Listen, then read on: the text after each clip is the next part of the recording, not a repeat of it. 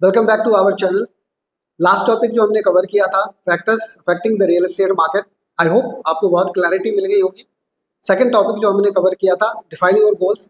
I hope आपने अपना गोल बना लिया होगा। जो थर्ड टॉपिक जो आज हम कवर करने वाले हैं बस्टिंग योर रियल एस्टेट, ये बहुत ही इंपॉर्टेंट टॉपिक है जिसको आपको समझना चाहिए, जिसके बेसिस पे आप अपने रियल एस्टेट परचेज को आप प्लान कर पाएंगे। नाउ अब स्टार्ट करते हैं स्टेप बाय स्टेप कि आपको कैसे बजट करना है। सबसे पहले आपको क्या करना है, फर्स्ट एंड फॉरमोस्ट टॉपिक जो है आपको अपना सेल्फ फंडिंग पता करना है। आपके पास कितने अपने सेल्फ फंडिंग में है। अब सेल्फ फंडिंग जो आपके इन्वेस्टमेंट होगी, जो आपने सेविंग करी होगी, या जो फैमिली या फ्रेंड से आपके पास कुछ पैसे जो आप इकट्ठा कर सकते हैं, वो आपका सेल्फ फंडिंग में आएगा। जो आप अपफ्रंट पे करके किसी भी प्रॉपर्टी को, जिसको हम डाउन पेमेंट कहते हैं या सेल्फ फंडिंग कहते हैं, वो आप कर सकते हैं। तो आपका सबसे पहला एक्सरसाइज ये होना चाहिए before entering into the buying और परचेजिंग एनी प्रॉपर्टी कि आपके पास कितना सेल्फ फंडिंग है इन टर्म्स ऑफ सेविंग, जिसको आप लिक्विडेट करके, या आपके पास सेविंग में हो, या किसी फैमिली फ्रेंड्स के पास हो, या आप किसी रिलेटिव से जिनसे आप ले सकते हो उस प्रॉपर्टी को परचेज करने में। तो सबसे पहले आपको टोटल अमाउंट, एग्जैक्ट अमाउंट आपको पता होना चाहिए। क्या अमाउंट आज के डेट में अवेलेबल है, या आप जो प्रॉपर्टी परचेज करेंगे उस डेट तक अवेलेबल हो जाएगा, सो दैट कि आपकी अपनी सेल्फ फंडिंग आपको पता रहेगा। नाउ अब आपको सेल्फ फंडिंग कितना चाहिए होगा ये समझना जरूरी है। इट डिपेंड्स कि आप किस तरह की प्रॉपर्टी आप परचेज कर रहे हैं। जनरली 10 to 25%, 10% to 25% आपको सेल्फ फंडिंग किसी भी रियल एस्टेट में आपको करना होता है। अगेन डिपेंड करता है कि आप किस बजट की प्रॉपर्टी आप परचेज कर रहे हैं। अगर any property which is less than 30 lakh rupees है, देन आप वहां पर आपको 10% आप सेल्फ फंडिंग कर सकते हैं, 90% आप बैंक लोन का आप ले सकते हैं। That is the maximum range. अगर वो प्रॉपर्टी 75 लाख तक का है तो वहां आपको 20% आपको पेमेंट करना पड़ेगा। सेल्फ फंडिंग यहाँ 20% रहेगा। अगर कोई प्रॉपर्टी 75 लाख से ऊपर की वैल्यू का है तो as per RBI rule bank आपको 75% ही उस प्रॉपर्टी कॉस्ट का फंड करेगा। इट मीन्स कि आपको 25% आपको सेल्फ फंडिंग अपने पॉकेट से करना पड़ेगा, राइट। तो डिपेंड करता है कि आप किस वैल्यू की प्रॉपर्टी आप परचेज कर रहे हैं, उसके हिसाब से आपका सेल्फ फंडिंग रहेगा 10 से 25%। तो ये फंडामेंटल रूल्स है एज पर आरबीआई। आप इसके हिसाब से जितना भी आपके पास सेल्फ फंडिंग होता है उसके हिसाब से आप अपनी प्रॉपर्टी आप प्लान कर सकते हैं ना। नेक्स्ट पॉइंट इसके अंदर जो आता है वो आपका है bank loan eligibility.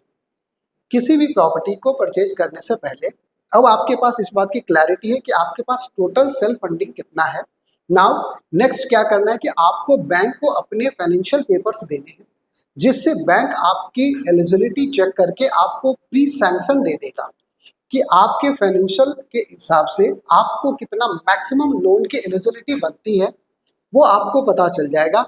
Now you have the two things in your hand. One, जो आपके पास सेल्फ फंडिंग का पैसा जो आपके पास रेडिली अवेलेबल है। सेकंड, जो बैंक ने आपको मैक्सिमम लोन एलिजिबिलिटी आपको दे दिया है सैंक्शन करके।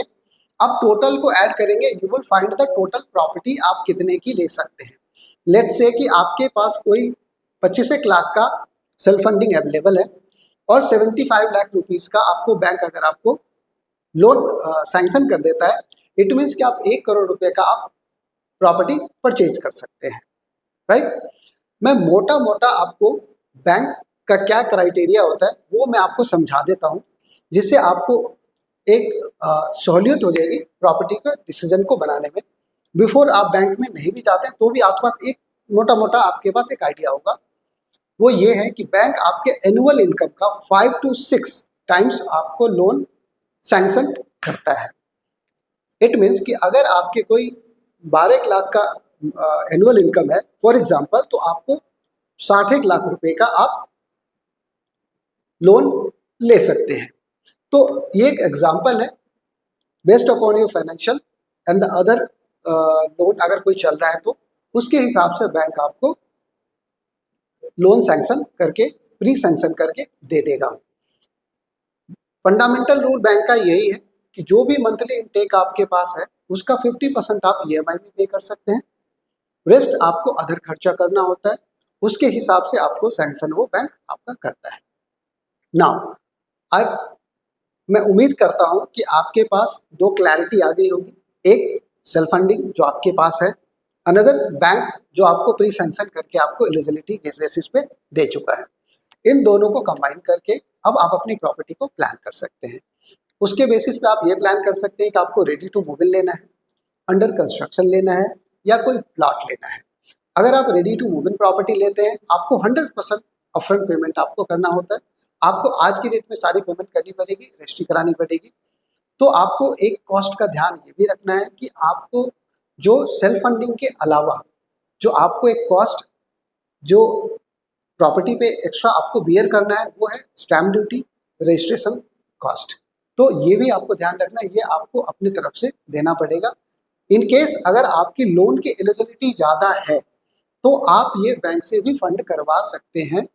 बैंक से आप furniture, fixer and stamp duty, registration charge भी फंड करा सकते हैं इन केस आपकी लोन की एलिजिबिलिटी ज़्यादा है और प्रॉपर्टी कॉस्ट आपकी जो आपके कंट्रोल में है और आपके पास सेल्फ फंडिंग कम है, तो बैंक भी आपको ये फंड कर देता है।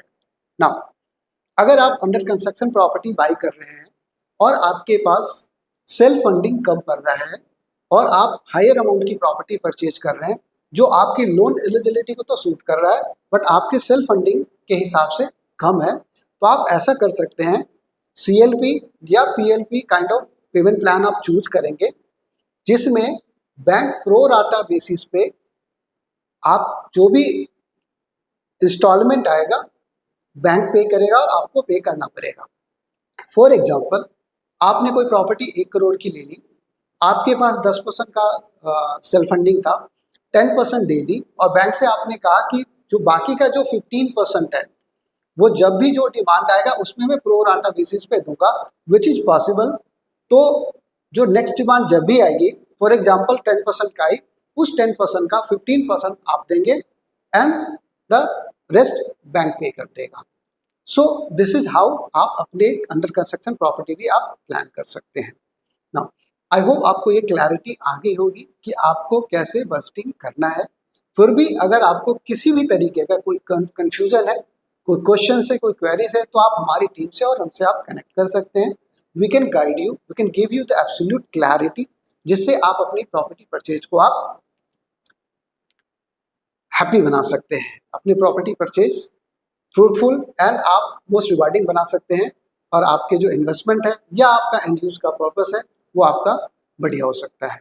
आई होप ये वीडियो आपको अच्छा लगा हो तो लाइक, शेयर एंड सब्सक्राइब करिए और नेक्स्ट वीडियो में फिर मिलते हैं। Thank you for watching.